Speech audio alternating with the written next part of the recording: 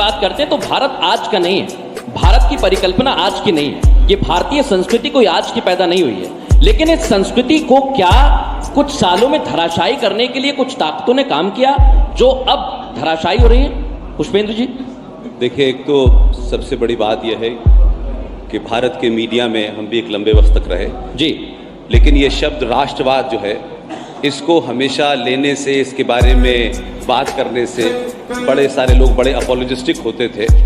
और Republic television जब शुरू हुआ, अर्नब ने जब पत्रकारिता अपनी एक इंडिपेंडेंट शुरू की, तो राष्ट्र नाम का शब्द पहली बार भारतीय मीडिया में आया जी।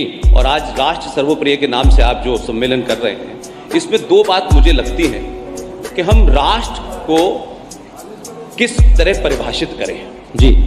तो देश तो आप सब जानते हैं, दुनिया के सारे देशों में एक संविधान होता है, जुडिशरी होती है, पुलिस होती है, सेना होती है। मैं मानता हूं कि ये तमाम सारे अंग देश को चलाते हैं और देश को चलाने के लिए एक प्रधानमंत्री होता है जी। लेकिन राष्ट्र क्या है? राष्ट्र संविधान से नहीं चलता, राष्ट्र प्रधानमंत्री नहीं चलाता। बिल्कुल। राष्ट्र जो है मेरी मान्यताओं से, मेरी परंपराओं से, मेरे सरोकारों से, मेरी आस्थाओं से चलता है और राष्ट्र को समाज चलाता है। लिहाजा जब समाज कमजोर होने लगता है, समाज में कमजोरियां आ जाती हैं, समाज लालची हो जाता है, कायर हो जाता है, तो फिर वही होता है जो 70 साल में भारत में हुआ। इसलिए आप जब इतिहास की बात करते हैं तो बदलाव सबसे बड़ा यह है कि आज से पहले वो ये बात नहीं करता था कि भाई आपने 1947 के बाद इतिहास लिखा और इरफान हबीब ने लिख दिया कि शिवाजी इज ए पहाड़ी चूहा, लेकिन आप पढ़ रहे हैं पहाड़ी चूहा, लेकिन आपकी आस्थाओं में शिवाजी कुछ और है। बिल्कुल। तो सवाल सबसे बड़ा यह है कि जो बात आज आपने कहा कि समय समय पे लोग आते रहे। अहिल्याबाई होलकर बिल्कुल 1780 में जिस आक्रांता औरंगजेब ने बाबा विश्वनाथ को तोड़ा, उन्होंने उस वक्त जाके 1780 में उसको दोबारा से किया। बिल्कुल। और वो करके चली गई।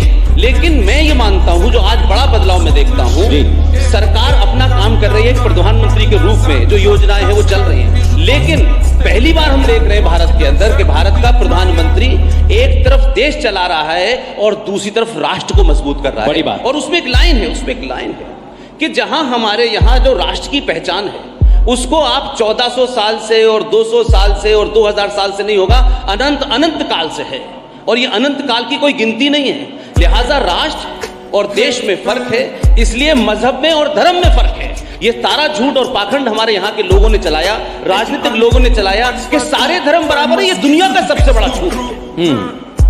इसकी मार्केटिंग की गई। तो इसी तरीके से एक झूठ चलाया कि Islam is a religion of piece.